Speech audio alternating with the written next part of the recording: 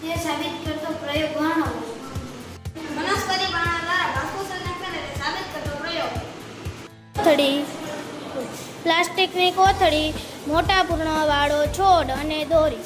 પ્રથમ સૂર્યપ્રકાશથી ઉગેલ મોટા લીલા પર્ણવાળો એક છોડ.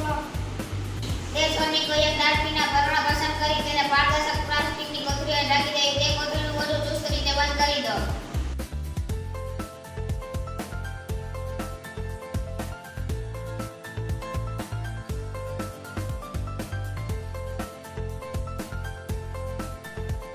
છોડને સૂર્યપ્રકાશની સામે અવલોકન કરે.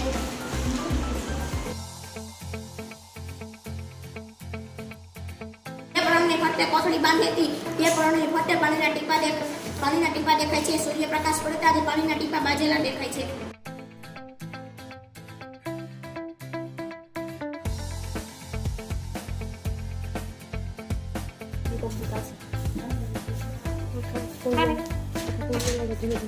આવી